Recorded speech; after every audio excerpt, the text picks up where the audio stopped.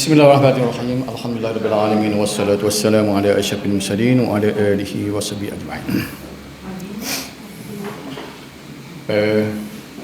Sama pagi ni kuliah kita ni kepak dah ni. Sebulan kira dah. Baik. Tengok balik baru ni kita berhenti sekat al-hadis. Apa dia al-hadis ini ialah setiap perkara yang disandarkan kepada Nabi sallallahu alaihi wasallam, sama ada dalam bentuk perkataan, perbuatan, pengakuan ataupun ketetapan dan sifat-sifatnya. Berarti yang di TV kita tu 4.2 kalau dalam nota tu benda sama tu. Warna kuning tu ialah 4 benda yang terbit daripada Nabi ataupun kita sandarkan kepada Nabi. Satunya perkataan, yang keduanya perbuatan, yang ketiganya pengakuan atau ketetapan, dan yang keempatnya sifat-sifat. Nabi sallallahu alaihi wasallam, beginilah kalau kita nak buat rumusnya dia akan berkata-kata. Terbit daripada Nabi itu perkataan, dia kecek. Yang keduanya, dia tidak kecek tapi dia buat. Yang ketiganya, dia tidak kecek, dia tidak buat tapi orang lain buat. Bila orang lain buat, dia bagi respon sama ada yes ataupun no. Itu disebut perakuan. Saya akan tunjukkan contoh-contoh lepas pada ni yang tak ada dalam nota ni. Dan yang akhir sekali ialah sifat-sifat yang ada pada batin tubuh Nabi. Jadi 4 perkara ni, perkataan, perbuatan, perakuan dan sifat, dipanggil hadis. Jadi kita balik ke takrif tadi. Perhati semula takrif tadi. Apa jua yang disandarkan kepada Nabi sallallahu alaihi wasallam, sama ada perkataan, perbuatan, perakuan dan sifat. Cuba tengok contoh hadis perkataan. Dia panggil hadis qauli, perkataan. Yang biasa kita dengar ni.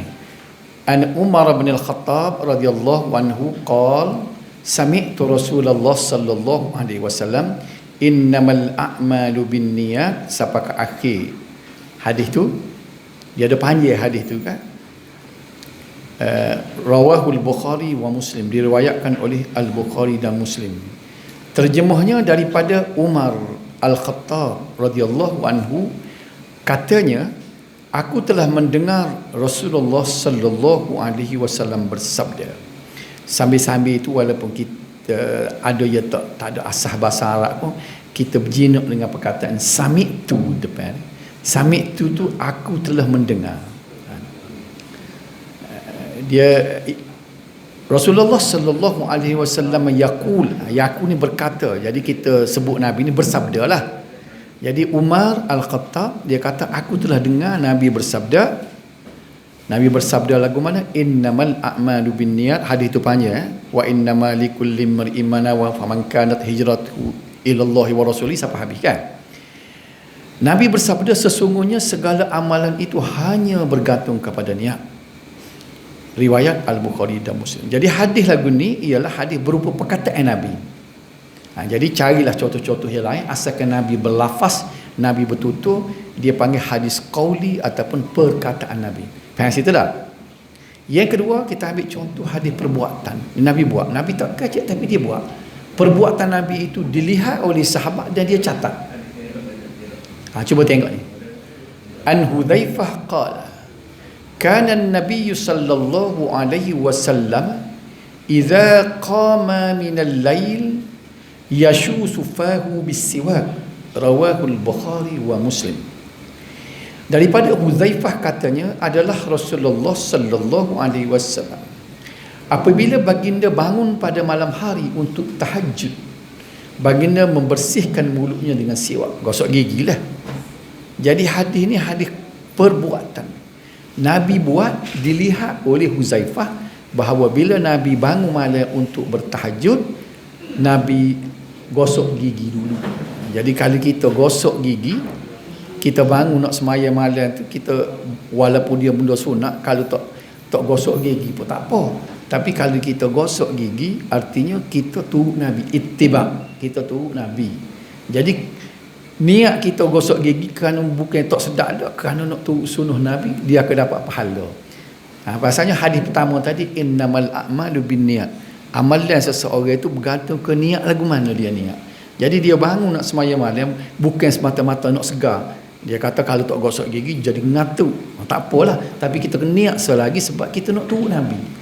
Barang turut Nabi ni dia jadi diikut sunnah boleh pahala sukun pula. Tu sebabnya kita nak mengaji metodologi hadis ni, kita nak tahu hak mana hak Nabi buat. Pasal apa?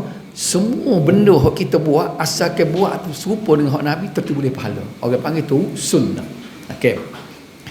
Jadi hadis lagu ni dia panggil hadis perbuatan. Nabi tidak bercakap, tapi Nabi buat. Diperhatikan oleh Huzaifah, maka Huzaifah merakamkan apa yang dilihat daripada Nabi. Faham tak? Boleh beza tak hadis perbuatan dengan perkataan? Okey. Yang ketiga, hadis perakuan. Contohnya macam ni. An Abi Sa'id al-Khudri qala kharaja rajulan fi safar فحضرتهما الصلاة وليس معهما ماء فتيمما صعيدا طيبا فصليا ثم وجد الماء بعد في الوقت فعاد أحدهما الصلاة بوضوء ولم يعد الآخر ثم أتيا رسول الله صلى الله عليه وسلم فذكر ذلك فقال للذي لم يعد أصبت السنة وأجزت كصلاتك وقال للذي توضأ وأعاد لك الأجر مرتين. Dari Abu Sa'id al-Khudri radhiyallahu anhu katanya, dua orang lelaki dalam musafir. Dia dalam musafir ni, dua orang ni tiba-tiba masuk waktu solat, sedangkan tiada bersama mereka sebarang air. Tak ada air. Masuk waktu semaya, nak semaya tak ada air. Kita pun tahu nak buat mana? Tayamum ada. Maka melalui mereka berdua bertayamum dengan debu yang bersih dan melakukan solat. Sudahlah. Lepas semaya, kemudian keduanya mendapati air dan waktu solat masih ada. Kata semaya Zuhur dah. Zuhur tak habis lagi, tiba-tiba ada air pula. Tadi kita semaya dengan tayamum. Pahala mana? Lalu salah seorang dari keduanya mengulangi solatnya dengan berwudu. Aku nak semayah mula tak sedap tak di semayah dengan tayamum. Faham tak cerita ni? Dia pun ambil semayah mula semayah lah. Kalau seorang lagi malah sikit. Dan yang seorang lagi tidak mengulangi. Bolah muka sudah doh dia kata. Pas lagu mana? Jadi mungkin berlaku pertengkaran lah dua tu tu. Mu kata gini, kena semaya. Tak apa semaya tu. Orang ni kata kena semaya. Orang ni kata tak payah semaya. Pasal semaya ada tak? Jadi tepat rujukan tak apalah. Nabi ada. Selepas itu mereka menemui Rasulullah sallallahu alaihi wasallam dan menceritakan itu. Ceritalah. Nak suruh Nabi jatuh hukum. Siapa dia betul? Dua ni. Maka baginda bersabda kepada orang yang tidak mengulangi solatnya. Dia royak hok semaya pakai sekali tu, pakai geruk dengan tayamum. Dia kata kamu telah menepati sunnah dan solatmu sudah cukup. Betul dia. Betul tak? Tak payah semaya, semaya dengan tayamum tadi. Lepas seorang lagi tu lagu mana? Nabi paling kok seorang lagi, kemudian baginda bersabda kepada yang berwuduk dan mengulangi solatnya, kamu mendapat pahala dua kali. Dua-dua betul. Jadi ni asal hukum. Dia duk baluh lah. Kalau ada orang yang tak sih, turut sunnah. Ada orang nak semaya sekali, dia nak dua pahala. Jangan duk baluh bagai dah. Jadi sinilah ulama-ulama membina hukum. Kalau ada ulama-ulama yang dia mengengkari, dia duduk sebelah, dia kata tak boleh. Tak boleh, dia kata kena ulang juga. Ulama tu dia telah lari daripada manhaj yang sebenarnya. Kadang-kadang ulama tu masa dia bagi fatwa, dia tidak jumpa hadis ni, dia jumpa hadis lain. Kata ke Imam Syafi'i ke, bila dia buat satu hukum, lepas tu berlaku masa yang lama, orang lain jumpa hadis Sebab tu Imam Nawawi walaupun dia ulama tegar mazhab Syafi'i, banyak benda-benda dia beki semula Imam Syafi'i. Imam Syafi'i mati pada tahun 204 Hijrah. Yang Imam Nawawi pula 970 ni, jauh tu dah. Dia beki. Pasal apa? Sebabnya Imam Syafi'i suruh beki. Dia jadi masalahnya ulama-ulama kedian dia berkerah. Tak boleh konsep Imam Syafi'i kau gini dah. Padahal Imam Syafi'i pesan dah, iza sahhal hadis khilafu qawli fa'malu bil hadis watruku qawli fahuwa mazhabi. Kalau sekiranya mu jumpa hadis sahih yang bertentangan dengan pendapatku, maka mu tu hadis sahih, mu jangan pakai hak aku. Itulah mazhab aku. Mazhab aku bukan turut buta tuli, tapi mu beki mana-mana yang mu jumpa bercanggah dengan hadis. Faham? Okay. Hadis ini diriwayat oleh Ad-Darimi. 3 dia dah. Ada selagi hadis sifat. Sifat ni batai tubuh Nabi lah. Contohnya gini, an Wahb bin Abi Juhaifah As-Suwa'i qala ra'aitu an-nabiy sallallahu alaihi wasallam wa ra'aitu bayadan min tahti syafatihi as-sufla al-anfaqah, rawahu al-Bukhari. Daripada Wahab Abu Juhaifah As-Suwa'i katanya, aku pernah melihat Nabi sallallahu alaihi wasallam dan aku lihat warna putih pada rambut yang terletak di antara bibir bawah dan dagu baginda. Dia cerita ada warna putih. Ketika tu Nabi tua dia kali ada bulu dia, bulu bawah bibir dengan dagu. Ni orang panggil gapo ni? Bawah ni. Jadi bukan kumis tak. Bukan dia. Jadi tak apalah, jadi hadis lagu ni ialah hadis sifat. Jadi Imam At-Tirmizi telah kumpulkan satu kitab dia nama Syama'il Muhammadiyah. Dia cerita habis batai tubuh Nabi. Kalau nak tahu Nabi rambut lagu mana, berjalan lagu mana, cara makan lagu mana Nabi, semua sifat-sifat apa ni yang ada pada Nabi tu, maka ini contoh hadis sifat. Okey. Baru kita masuk yang ketiga ialah al-khabar. Kita kaji dengar juga. Hadza khabar, al-khabar min Rasulillah sallallahu alaihi wasallam. Apa beza? Jadi ada pendapat kata sama dengan pengertian hadis. Al-khabar bermakna al-hadis. Khabar maknanya hadis. Tapi pendapat yang lain kata setiap perkara yang disandarkan kepada selain Rasulullah termasuk sahabat. Khabar-khabar ni dia kata dia lain daripada hadis ni. Kalau hadis mari daripada Nabi, khabar ni dak dia kata hak lain daripada Nabi, hak sahabat, hak tabi'in dia orang lain tu baru orang panggil khabar. Ni ada pendapat ulama ni kan. Kemudian yang ketiga pula, setiap perkara dia disandarkan kepada Rasulullah dan juga selain baginda sallallahu alaihi wasallam, pendapat ini lebih umum berbanding dengan satu dan dua. Baik. Jadi dia ni merangkumi hadis dan hak bukan hadis pun dia panggil khabar. Kenapa tak dia? Hak tadi, yang kedua tadi dia kata selain pada Nabi orang panggil khabar. Ni tak. Khabar ni hadis pun khabar pun khabar. Itu dia laku semua. Okey. Tak payah ingatlah untuk jawab besok sebenarnya. Kita tidak nak besok. Saya ingat saya mengapa nak besok ya ni. Al-asar. Al-asar terdapat dua pendapat mengenai al-asar ialah jadi kalau gini, kalau jumpa bila-bila gapo al-khabar, gapo al-asar. Kita tahu dah. Kita dah melalui benda. Asar ialah sama dengan pengertian hadis. Ada juga pendapat serupa je. Asar, hadis, serupa dia kata. Tapi pendapat kedua kata setiap perkara yang disandarkan kepada sahabat dan tabi'in, sama ada perkataan atau perbuatan. Lebih kurang al-khabayah. Takrif nombor 2 lagi tadi. Baik. Kita pergi lagi as-sanad. Kita pun tahu dah sanad. Jadi saya sebut ni rangkaian rijal ataupun perawi hadis hingga sampai kepada teks matan hadis. Tu orang panggil dia sanad. Hak daripada orang ni nama rangkaian pada orang panggil sanad. Lawan sanad dia panggil apa? Matan. Al-matn. Matan ni sesuatu yang disebut selepas berakhirnya sanad atau teks sesuatu hadis yang berupa perkataan, perbuatan, pengakuan ataupun sifat Rasulullah sallallahu alaihi wasallam. Baik. Tengok sinilah contoh yang katanya hadis ni. Haddatsana Muhammad bin Yahya, haddatsana Abdul Razzaq, anba'ana Ma'mar, an Jabir al-Ja'fi, an Ikrimah, an Ibni Abbas, qala Rasulullah sallallahu alaihi wasallam, la darara wa la dirar, rawahu Ibnu Majah. Hak putih tu orang panggil sanad, hak kuning orang panggil matan. Sanad ni apa dia? Cuba tengok tu. Rangkaian perawi nombor satunya Muhammad bin Yahya. Siapa dia kata tu? Ibnu Majah lah kata. Kalau hadis lagu ni pasal dia kata riwayat Ibnu Majah baru. Ibnu Majah kata telah berbicara. Haddatsana ni telah berbicara. Haddatsana ni kecek berbicara kan? Haddatsana telah berbicara kepada kami. Nah, belakang tu kami. Siapa yang berbicara? Muhammad bin Yahya, katanya Ibnu Majah.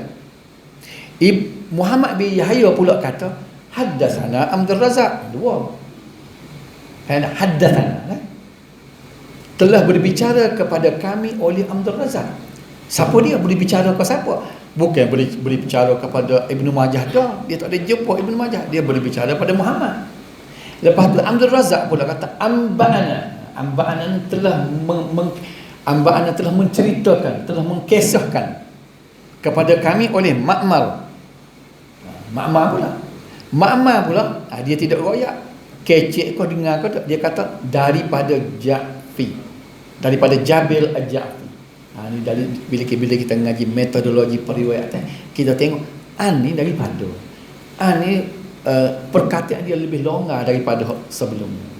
Kalau amba'ana dia sendiri dengar, sami'tu aku telah mendengar, haddatsana telah berbicara kepada kami. Ni dia kata daripada lagu mana tak? Kalau orang riwayat aku tak tahu dah.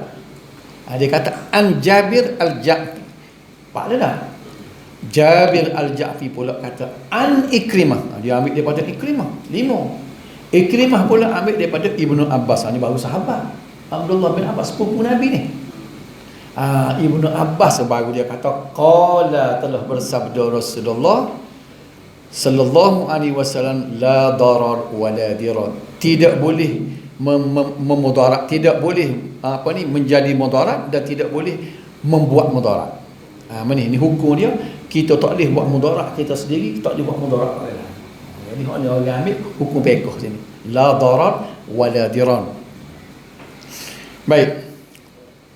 Kalau kita tengok daripada hadis sebenarnya, dia sebut sini, inilah orang panggil dia sanad, orang panggil dia matan. Jadi saya agaknya kita ni masuk benar dalam sanad matan. Jangan tukar. Siapa sini ngaji. Saya ingat dulu masa kuliah apalah mati tu Dr. Haji, masa kuliah master di di mana pula. Ustaz lah apa tu masa tu. Jadi Dr. Haji cerita tu jauh. Dia tak bincang dia benda begini. Dia pergi kepada jenis sanad, jenis matan jauh tu. Tiba-tiba ada seorang ustaz pada Terengganu. Kuliah yang ke-3-4 dah. Lalu lama dah sanad matan. Dan dia bincang lebih pada ni lagi. Tiba-tiba dia tanya. Dia tanya. Apa beza sanad dengan matan? Terkejut habis dia. Dia tidur bakal. Dia tanya balik sanad dan matan. Dr. Haji kata, anta telah tinggal kereta api jauh, dia kata. Orang dia cara lebih pada tu, dia bagi tanya sanad. Jadi nak royak ni, kita sini ni kan, biar kita masuk dah. Kalau dia tanya sanad matan, kita boleh royak. Dah, boleh? Saya buat contoh kok Melayu nak baru ni sanad matan dah. Baik, kebiasaan. Kita jumpa dalam hadis, sanad hadis tidak disertakan melainkan dalam kitab asal. Kitab Bukhari, Muslim, Ibnu Majah, Abu Daud, Nasai, Imam Malik, Imam Ahmad, hal lagu tu baru dia tulis sanad. Contohnya kalau kita tengok hadis kitab Bulughul Maram. Bulughul Maram bukan kitab asal hadis, kitab min adillatil ahkam. Dalil-dalil hukum. Betul, kitab fiqh dari tu. Baik. Bulughul Maram ditulis oleh Ibn Hajar Al-Asqalani yang dia mati pun pada tahun 852, jauh daripada kitab-kitab hadis. Dia hanya mengumpulkan hadis, dia ketulis lagu ni. Misalnya ni kitab Bulughul Maram dia. Cuba tengok tu. Dia tulisnya palung ekor. Dia riwayat hadis ni riwayat Muslim. Siapa sahabat yang mendengar? Celah tu mesti ada lagi dah. An Abi Marsad Al-Ghanawi dia kata qal sami'tu Rasulullah sallallahu alaihi wasallam yaqul la tusallu ila al-qubur wa la tajlisu 'alaiha. Dia kata dari Abu Marsad Al-Ghanawi katanya aku mendengar Rasulullah sallallahu alaihi wasallam bersabda janganlah engkau solat menghadap perkuburan dan jangan pula engkau duduk di atasnya. Jadi mana sanad matan hadis ada? Hak mana matan hadis? La tusallu tu ya tu matan hadis. Sanad dia tak ada putus. Ada palung ekor. Daripada kitab Sahih Muslim, dia sebut sahabat yang mendengar. Nak siapa ke Muslim? Sebab Muslim ni Abu Marsak dengan Muslim ni jauh ni. Ni zaman Nabi, sahabat Nabi. Paling-paling dia lewat mati pun tak sampai 100 hijrah. Dah. Tapi Muslim 291. Tentu ada orang celah ni. Apa nak lagu mana? Baik, walaupun dia tidak tulis sana, kitab hadis lagu ni dia panggil kitab hadis yang bertanggungjawab, metodologi yang betul sebagaimana saya sebut baru. Sebab kita boleh cari. Sebab apa Ibnu Hajar tak tulis semua sanad-sanad itu? Dia nak menjimatkan tulisan. Teballah kitab dia kalau dia buat lagu tu. Dia suruh kita cari sendiri lagi, cari rujuk kepada riwayat Muslim, cari buku Sahih Muslim. Ini mudah. Sebab itulah kalau kita nak tulis hadis bila-bila, Abu Marsak tak payah tulis sebenarnya. Tulis kitab mana kita ambil yang boleh kita rujuk. Saya sebut dah dulu. Sebagai kuliah kedua dulu, metodologi menulis hadis, dia kena sebut riwayat siapa yang akhir sekali. Dia jadi buku. Kadang-kadang macam saya sebut dalam TV kau orang ceramah, dia berbangga dengan sahabatnya mana? Daripada Aisyah, daripada Abu Hurairah. Betul lah, tapi buku mana? Kita nak cari sanad tak jumpa. Faham ke tak? Baik. Pak kita nak cari lagu mana? Belik dalam riwayat Muslim nak cari lagu mana? Di sini mana-mana kita hadis dia belakang dia buat indeks. Indeks tu dia buat secara abjad, kita boleh cari misalnya la tusallu. Dia cari bawah. Mula kita cari misalnya huruf sa lah. Sallu cari jumpa la tusallu, dia kata la tusallu ilal kubur wala taljisu alaiha. Dia akan riwayat dalam kitab ni jilid berapa, bab berapa, hadis nombor berapa. Nampak tak? Itu cara cari hadis. Ni. Kita pun rojoklah katakanlah. Ni Sahih Muslim. Pasal disebut Sahih Muslim. Bila kita rujuk sebagaimana saya sebut tadi, la cari tusallu tu, dia akan jumpa juzuk 3 halaman 52. Dalam kitab ni bukan nama kitab ni maknanya bab besar. Dia kitab-kitab agama ni biasa dia tulis kitabus shalah. Sebenarnya kitab tu bab. Bab besar dia panggil kitab. Bab sendiri tu bab kecil. Faham? Jadi kitabul janaiz. Bab yang membincangkan tentang jenazah. Dicari situ, bab dia kan an-nahyu anil julus alal qubur. Tegahan daripada duduk atas kubur. Tidak nak bincang hadis lah, mau tanya boleh. Tak usah tanya lah hukum duduk atas kubur, tidak nak bincang bekoh dah. Jadi panjang cerita dah. Tak usah tanya ni. Dicari ustaz lain pula nak tanya. Sebab ada hadis-hadis dia kumpul dalam ni, ialah hadis-hadis yang lain yang duduk atas kubur. Baik. Dia buat satu bab an-nahyu anil julus alal kubur, tegahan daripada duduk atas kubur. Dia pun sebut rakam hadis, nombor hadis. Rakam tu nombor dah. Nombor hadis 972. Belak-belak dia jumpa, baru dia tulis. Jumpalah sanad ni. Maknanya Muslim kata wa haddatsana Hasan bin Rabi' al-Bajali. Dia tidak, sebab dia tak jumpa dengan Abi Marsad al-Ghanawi. Dia kena melalui Hasan Rabi' al-Bajali. Hasan Rabi' pula ambil Ibnu Mubarak, daripada Abdurrahman bin Yazid, daripada Bishr bin Ubaidillah, daripada Abi Idris al-Khawlani, daripada Wasilah bin al-Ashqa, baru daripada Abi Marsad al-Ghanawi. Apa ada? Inilah dia cara kita nak cari hadis. Jadi kalau kita tulis riwayat menyebut kita hadis, orang ni dikira sudah beramanah, betul metodologi dia. Sebab apa? Pembaca boleh merujuk daripada ke mana, di mana hadis itu dan kedudukan hadis itu bila merujuk kepada kitab yang disebut. Jadi kalau siapa dia nak tulis hadis ke apa, tidak memadai daripada Abu Zar sekian Rasulullah bersabda, berhenti sekat tu. Tidak mustahak Abu Zar tu, tidak mustahak Abu Hurairah. Bukan kata dia tidak mustahak, sebab dari segi metodologi ni tidak mustahak dia kerana kita tak cari pucuk kalau riwayat hak tu. Hak boleh cari pucuk bila sebut nama kitab dia. Faham? Okey. Orang yang tak lagi ni. Kita tulis tu betul lah penulisan betul kena tulis Bukhari, Muslim, hak tu hak mustahak. Jadi kita sekarang ni ustaz tak pakai pun ni. Baik, cuba tengok contoh. Ni orang duk mengaji belakang. Al-Jauharul Mahfuz wa Numbihatul Qulub, ditulis oleh Syekh Ali Abdul Rahman Al-Kelantani, orang panggil Tok Ali pun. Dia ni tu buku pada Tok Nali. Enak? Dia ada tahu baca. Pondok mana orang aja jauh lemah. Tengok cara dia tulis. Kitab ni sebenarnya telah disemak oleh ramai orang, mengandungi banyak hadis-hadis maudhu', hadis palsu. Salah seorang ialah Dr. Hilaluddin, anak kepada Abdullah Al-Qadhi, sahabat-sahabat daripada UPN ni, anak saudaranya Alim Qadar. Jadi dia telah mengumpulkan banyak dalam ni. Kita tak boleh salahkan kepada Syekh Ali Qutb. Pada di zaman dia tak ada kitab hadis. Dia jumpa daripada kita tasawuf mana dia pakai salih. Kawan tu dia ambil orang dia kan. Dia tidak salah. Sebab tak ada upaya pada masa nak pun cuba tengok dulu nak kapal layar, nak upaya dulu. Jadi padan dengan dia. Kita lah ni tak boleh buat seperti dia. Maklumat di hujung jari semua malah kita lah. Kita duduk pergi juga hadis palsu khotok. Kita sudah salah lah. Sebab kita boleh cari palsu dengan kita. Orang dulu dia tak boleh cari, payah. Faham?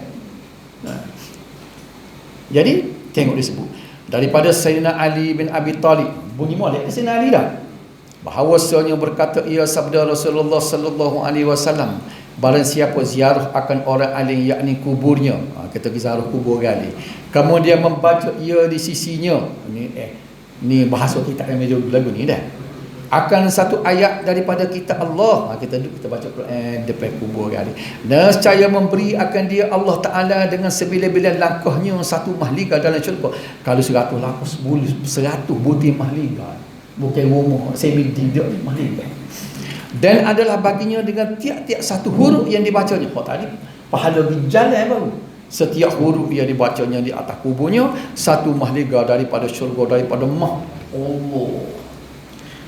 Ternyata hadis ni palsu. Di antara tanda palsunya, buat sikit amalan dengan ganjaran yang tak nasabah, terlalu besar. Bila orang cek-cek, tidak ada sanad, tidak ada tahu punca dari mana. Jadi Syekh Ali ni dia dijumpa dalam kitab. Orang dulu, orang reka, orang zaman dulu, dia jadi mangsa lah kita, tapi dia tidak salah lah dia ni. Jadi kita lah ni kita kena tengok. Jadi sebab dia tidak royak, kita hadis mana, Bukhari ke, Muslim ke, Anas Saidah, hanya royak Sayyidina Ali. Itu bukan orang panggil, bukan satu benda yang kita boleh pegang tu. Okey. Faham tak? Jadi saya semua kita boleh faham kedudukan macam mana kita meriwayatkan hadis. Baik. Kita pergi pula pada al-isnad. Panggil cerita. Al-isnad mempunyai dua pengertian. Sanad, al-isnad, menisbahkan atau menyandarkan sesebuah hadis kepada pengucapnya secara bersanad, iaitu dengan menyebut sanad, rijal dan perawi. Lebih kurang sanad juga dia kata apabila hadis tu yang bersanad dia panggil isnad. Rangkaian rijal atau perawi hadis yang menyampaikan kita kepada matan hadis. Tak serupa dengan sanad. Cuba juga. Kemudian 4.8 al-musnad. Al-musnad ialah mempunyai 3 pengertian. Nombor satunya, setiap kitab yang mengumpul hadis-hadis setiap sahabat dan disusun mengikut nama sahabat. Dia panggil musnad. Saya nak sebut sini salah satunya yang popularnya Musnad Imam Ahmad. Dia tidak super Sahih Bukhari, Sahih Muslim. Ada pun Sahih Bukhari, macam kita tengok tadi Sahih Muslim, dia susun hadis dia mengikut babut taharah, mula-mula bab suci, babus salah, bab sembahyang dah. Jadi babus saum, bab puasa dah. Babul hajj, bab haji. Jadi dia ada bab-bab dia. Majoriti ulama hadis dia buat buku, dia buat bab. Imam Ahmad dah tu dia bab. Sebab tu kalau orang nak rojak ke dia ni, payah nak cari hadis, nak cari bab tu. Sebab dia tidak mengikut bab, kita nak cari bab ke apa? Menceritakan bab solat. Kita pergi cari bab solat. Bolehlah kalau kita lain. Imam Ahmad dia susu mengikut perawi sahabat. Dia start dengan Abu Bakar dia mula-mula. Semua hadis yang diriwayatkan oleh Abu Bakar, enggak bila disebut oleh Abu Bakar tu tak, macam-macam bab lah. Tidak payah lah gitu. Lepas dia pergi pula kepada Umar, dia mengikut sahabat-sahabat besar. Berapa hadis, semua hadis-hadis diriwayatkan oleh Umar. Lepas tu pergi pula kepada Uthman. Lagu tu payah. Sebab itulah masuk penulisan kan, ramai orang saya memang mengelakkan daripada cari. Kalau ada hadis tu, ada hadis Imam Ahmad, bila kita tulis hadis dalam penulisan kita kena royak hadis duduk mana-mana. Bila disebut Imam Ahmad, maka kita mutar nak cari payah. Bukan tak boleh payah, maka masa lama. Bila payah lagu tu, jawab dia nya kita buat lagu tu. Bila sebut saya dulu kan sebut Imam Ahmad, saya bukan lalu cari orang lain. Biar orang lain riwayat, sebab orang lain mudah jumpa. Apa tak? Sebab Imam Ahmad dia tulis kitab dia, musnad dia adalah dari segi susunan nama-nama perawi. Ada juga pendapat bahawa hadis marfu' yang bersambung sanadnya sehingga sampai kepada Rasulullah. Baik, perkataan marfu' ni kita akan jumpa depan nanti dah. Sama dengan pengertian sanad. Kadang-kadang musnad tu diguna juga sama artinya dengan sanad, iaitu jalan yang menyampaikan kita kepada matan hadis. Al-musnid, orang yang meriwayatkan hadis dengan sanadnya. Tu yang berdiri tu dia panggil musnid. Al-muhaddis, orang yang pakar dalam ilmu hadis riwayah dan ilmu hadis riwayah serta menghafal banyak hadis. Dia bukan sekat dia reti saja, dia hafal hadis ni. Al-hafiz, macam Ibn Hajar Al-Asqalani, orang panggil Al-Hafiz. Di atas lagi pada muhaddis ada dua pendapat. Satunya sama dengan pengertian al-muhaddis, iaitu ini pendapat jumhur ulama hadis. Ada pula pendapat kata orang yang mempunyai pengetahuan dan hafazannya tentang hadis pada setiap tabaqat peringkat lebih banyak daripada jumlah yang tidak diketahui. Maknanya hadis yang dia ingat lebih banyak daripada yang dia tak tahu. Ada yang pendapat mengatakan dia menghafaz 100,000 hadis. Ini kita dengar khayalan nanti. Hebat begitu. Ibn Hajar Al-Asqalani, dia diberi gelaran Al-Hafiz. Al-Hafiz ini bukan hafiz Quran. Ni. Kalau kita ngaji hadis, kalau disebut Al-Hafiz Quran gitu kan. Banyak dulu masjid budak-budak tahfiz dah. Dia hafiz hadis. Nak boleh title hafiz ni kena 100,000. Kita 2-3 tak ingat tak ingat dah. Al-Hujjah, orang yang menghafal ni banyak lagi Al-Hujjah. 300,000 hadis. Belah mana kepala otak ni bukan kapasiti kita ni. Dia RAM lain tak. Motherboard dia lagu lain. 300,000. Cuba tengok, ada seorang budak saya tengok dalam YouTube. Dia ni tanya, pura-pura baca hadis. Riwayat siapa dia sebut. Contoh daripada orang ni baca hadis lain dia boleh ingat. Apa dia ni pula baca. Dia baca hadis dia riwayat dengan sana. Duduk dalam kitab mana? Dia berriwayat dalam An-Nasa'i. Bab gini. Budak kecil. Macam Datuk Johari riwayat apa guna daya hafalan orang bangsa lain, khususnya orang Arab dan orang India ni, dia tidak serupa kita. Sepatutnya dia kata kalau dalam kelas ni berapa orang ni, dia tepat pula orang royak sekali dia boleh ingat. Al-Hakim, orang yang mengetahui tentang as-sunnah Rasulullah sallallahu alaihi wasallam dengan mendalam. Baru kita nak masuk sini definisi al-hadis dan as-sunnah. Laju sikitlah bila dah kita kita tahu dah dasar-dasar daripada awal dia. Kita kaji dengan istilah al-hadis dengan as-sunnah. Apa tak? Hadis sunnah lain ke tak dua tu? Adalah sikit lain dari satu segi serupa, dari setengah segi dia lain pun. Dari sudut bahasa